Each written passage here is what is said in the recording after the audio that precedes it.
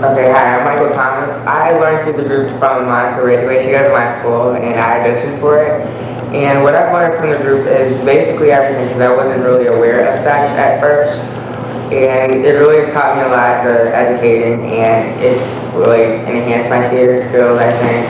And I really enjoyed the group, so if anybody else wants to audition, come do that too.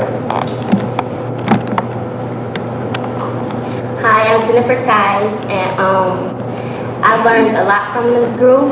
I learned safer ways to have sex. I learned about STDs and HIV and AIDS, and it's really helped me out. My name is Jermaine Barker. Being in the group helped me out a lot. I learned a lot of stuff about sex, safe sex, and violence, and how to get yourself out of situations, and how not to even put yourself in those situations. I think the group is good for young kids and for older people that need to learn about safer sex. Hi, my name is Monica Ridgeway, and I've been in the group for 3 years now. And the group has taught me, being aware of people's sexuality and not discriminating people of what they believe and how they feel. And I also want to say I love everyone.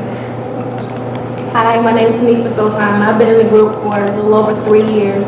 And I think what I got most out of the group is being able to go out and help people and tell them the information that I've learned and know that it's the right information. I think that's what I got most out of it.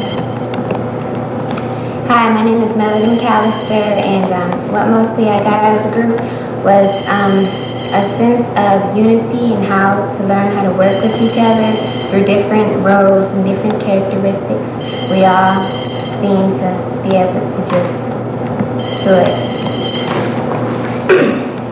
Hi, my name is Tamika Sanders, and I learned a lot out of this group, not mostly about sex education and how to protect yourself, but I also learned how to, when you acting to be in your character, your own character, I learned a lot of public speaking. I know how to speak out and not be all shy and timid about things. And I like knowing stuff, and I like when people come up and ask me, something about sex that I know that I can educate other people my age, and they always come up to me, you work at Planned Parenthood, and I like just knowing stuff, and I like just telling people what I know. Hi, my name is Tina, and I'm the Education Director of Planned Parenthood. This is our group. We are looking for males, so if you're a boy and you're interested between 14 and 17, you can give us a call. It's 831-2200. And if you have a church group or a community center, or if you want to get a group of students together and have our students come out and do a performance, please give us a call.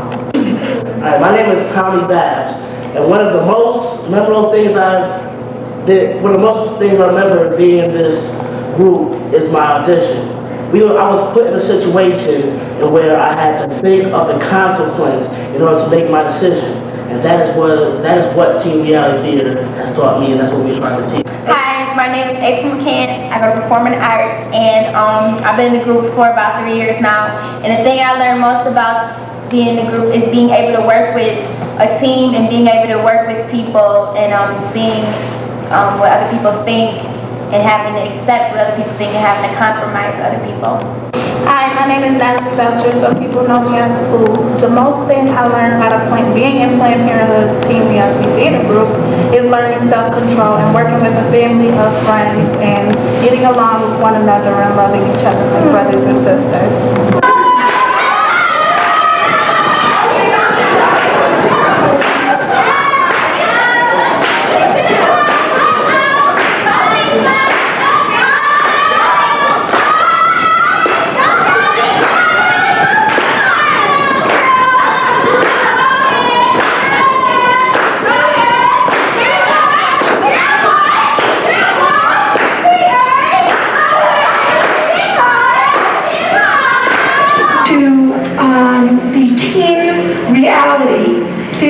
From Teen Reality Theater, I'm corrected, from Planned Parenthood of Buffalo and Erie County, and we're very lucky to have the youth who are going to perform briefly for you. I know Peter is going to be here to then, after this presentation, initiate a dialogue. And I think what was so important about some of the sessions that I saw was the sharing between presenter and the audience.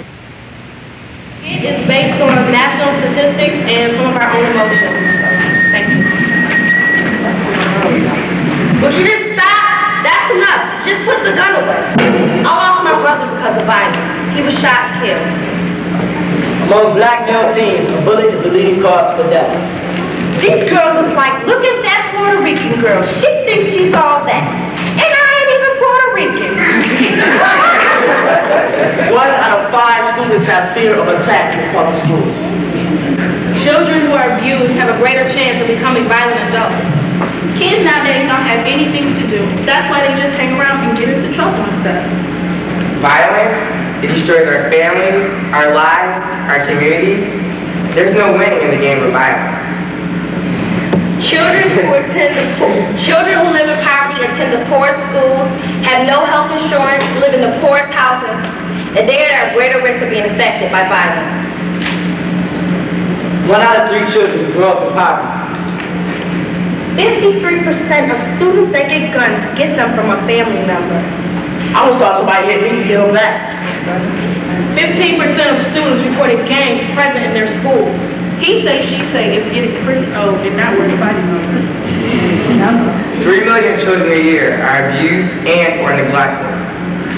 1 out of 5 high school students carries a box cutter, a firearm, a knife, or some other weapon to school with them each day. Violence is caused by ignorance. Half the time people fight, they don't even know what they're fighting for. Every day, 10 Americans 19 and under are killed by gun accidents, suicides, and homicides. There are guns in 1 out of 5 American houses. An estimated 270,000 guns are brought to American schools every day. 3 million crimes happen in or around our schools. Murder is the second leading cause of death among teens.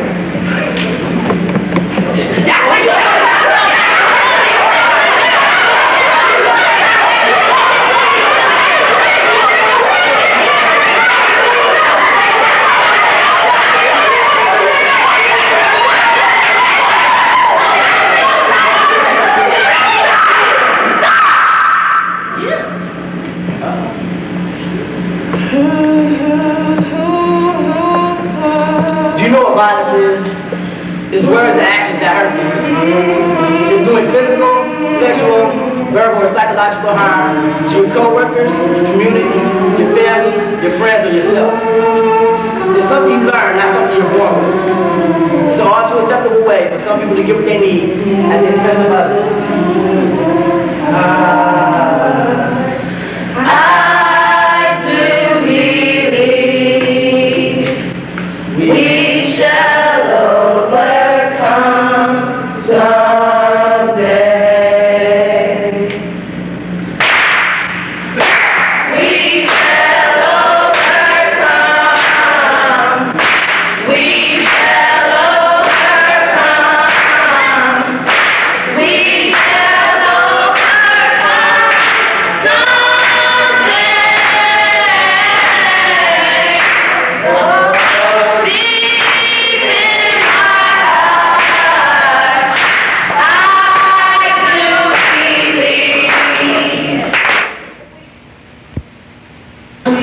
I might be able to stop fighting because Violence is not the answer.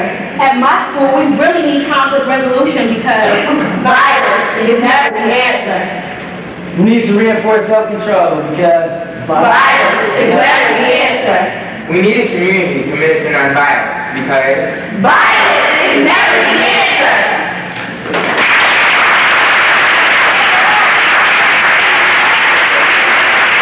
From this morning. It's great. I don't think you guys need a moderator here, do you? Yeah. I'm blown away. It's really wonderful stuff. Can you take this into the schools and do this with kids? Can you do the question and the answer stuff with them afterwards? Sure. You want to do that with the grown-ups here? sure. You know, I mean, the ways that we do things, I mean, we can be violent with your actions and your words, and I think it all starts right with us. You know, and you guys obviously have done a lot of thinking about this, you know? So I'm wondering whether any of you have any kind of questions about that or anything to share, because a lot of times what happens in these things is, I know I stand up and people ask me a lot of questions or I say stuff, whereas there's an incredible wealth of knowledge out there too, so if you all have something to share about this, we'd love to hear from you, right? Right. All right, thank you. Start. Yeah, right here. I want to know how people like here locally, and we usually do auditions at the Eugene Theater. And if you were interested in auditioning, all you have to do is contact Tina at the Planned Parenthood. I just think it's a job. We get paid for it. And we just... on Mondays we act, develop skits like this to perform in front of the public. Or we're going to hell.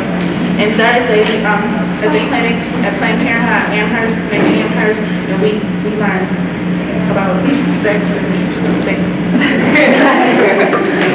My question is, the information that you all learn, and the skills that you all learn, and the monologues, and dialogues, do you actually take it home, and does it really work with your parents? A lot of the things that we learn on Thursdays, like you said, we do education. And a lot of things that we learn, we take it back and we put it into our own realistic situations because we already have it in our mind. If we teach it, you know what I'm saying, we have to be able to put ourselves for it. One of the things we do is like, if you have a problem at school or in community or whatever, we come in on Thursdays and we talk about it, we try to resolve it there, and that's how it helps our lives, and then we can take it out and help other people. It sounds kind of corny, but we come in and we actually sit down and talk about the problem and write out our options and go through the whole process. Yeah, like I had a problem at school at the beginning of this year. It wasn't so much violence, but our English classes at school had 45 students at it, and we had go around every Thursday at Planned Parenthood. And I talked about how I felt and how I wouldn't be getting enough education in English. And Tina, she like called my principal, my mom called, we got together and they changed my schedule so they fixed it so everybody was happy with English. So. I grew up around a lot of violence, so it was always in my house and always around. So I think I learned a lot from here. I learned a lot to keep myself in control and not go after somebody just because of my pride. So I learned a lot of self-control being in this group. And with that, I think still if I went home and said, don't hit my little sister because it's now violent, I think I'll probably get hit. I'm not sure about how much is working in my house, but I learned a lot for myself. Well, in my house, it's like, it helps a lot because my dad can be violent sometimes, but he's verbal, so it's like, it hurt me. But then I realized that with Tina's help, she taught us like a lot of the nonviolent training. So it's like I worked, in the opposite direction. So if like my father would say something negative, I would turn around and do something positive and say like, well, Dad, I still love you, and things like that. So it's like even though some people are negative to me, I always turn it around.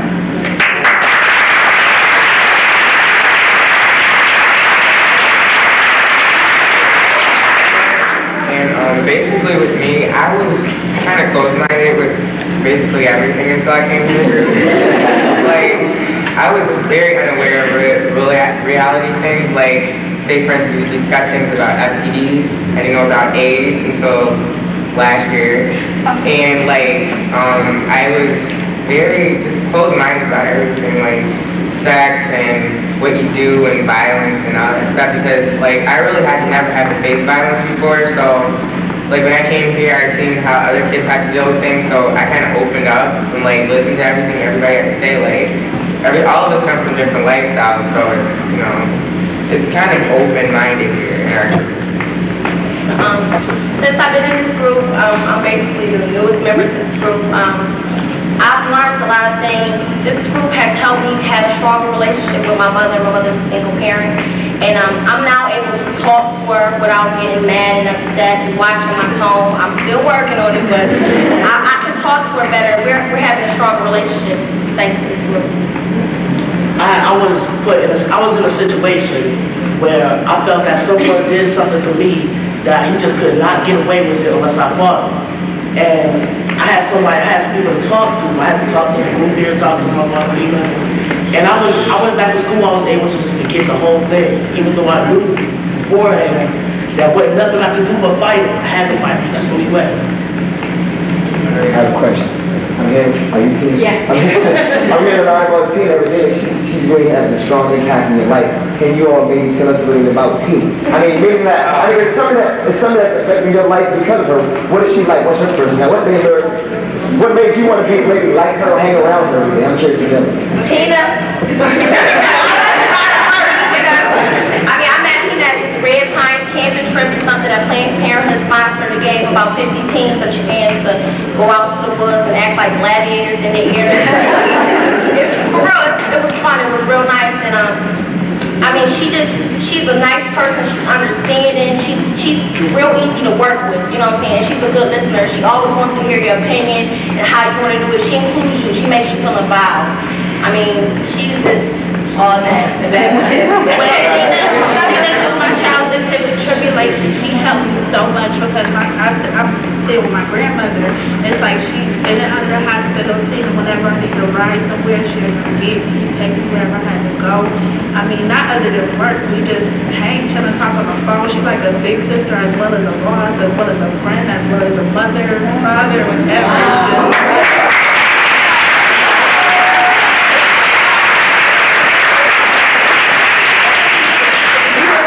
More than your average adult, you know, me, a lot of adults, they like to teach you and teach you and teach you, but they don't want to, you know, they don't want to hear you.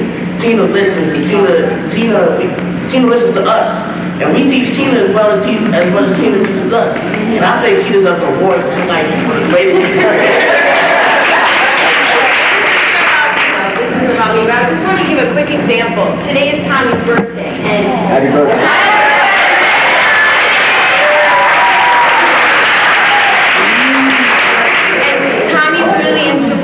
and I was listening to some of his music, and it's very misogynistic and it's very violent. So what I did today was I gave Tommy KRS-One, which is a group that's rapping, but it's positive. You gotta be willing to go to the medium, go to the forum, and find something that he would like. And he said when he opened it up, this is what I wanted. I wanted something like this. So that's one way of, I think, getting through the kids sometimes. Can I say something pertaining to violence, also about Tina? When I first met her, she was all about save the world, don't fight. How I used to get into fights, like there's no winner in fighting, and she made me realize I'm getting hurt, she's getting hurt. Maybe I want to fight, but what did I prove? So she made me realize, you know, that fighting is no reason for fighting. I'm still working on, you know, my self-control, but it's helped a lot, and it's all because of Tina. No, it's not good for you. You guys all made the decision to do what you did. Everybody deserves a round of applause.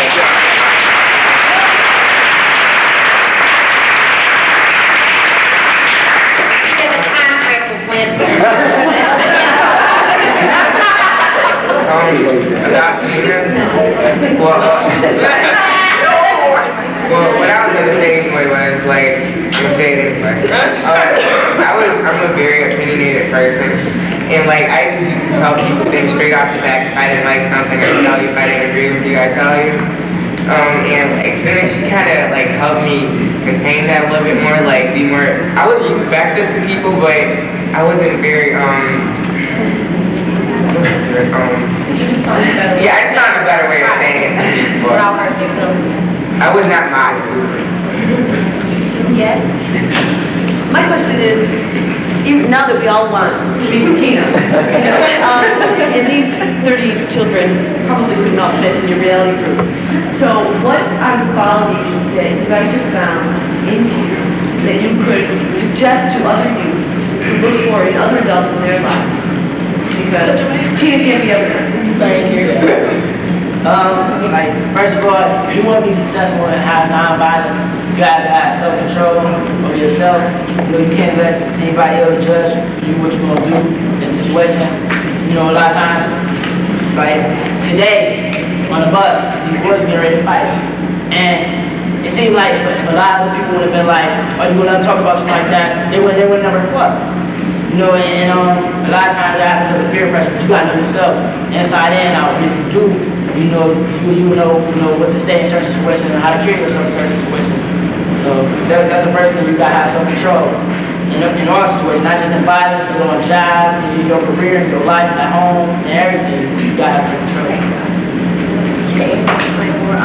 Some people should look for an adult, somebody that's always willing to take the time out to listen to you, somebody that's just, she's there for you confidentially. I mean, what you talk about is your business. I mean, it's not like, you might find some teachers, I know it's happening at my school, and then your business is all around school. I mean, an adult, you can look for somebody that's trustworthy, and somebody that's going to listen to you and try to be there for you as much as possible. Do you remember what we were talking about this morning about being a safe place? Isn't that what we're hearing here? Yeah, you gotta be a safe place, and that's hard to do as adults if we have indulged our own knives in our back, because we're so busy trying to save the kids, do something to fix them, instead of just being quiet and listening, and just being able to listen and care about what we're doing. So, yeah, right on. I was going to say that one thing you should look for is a person that, even though their time is up, they won't just go home. When my time is over, I can go home now. They'll sit there and be like, well, if you have a problem, we can talk about it. That's one thing that, Tina will do. She gives you her number. You can call her at home. Somebody that's available at all times. So I think that's one thing that you should be able to look for, in a person that's that's an adult, somebody that wants to help you, not just there for the money. And another thing, somebody that has patience, without patience, because if you run out of time, then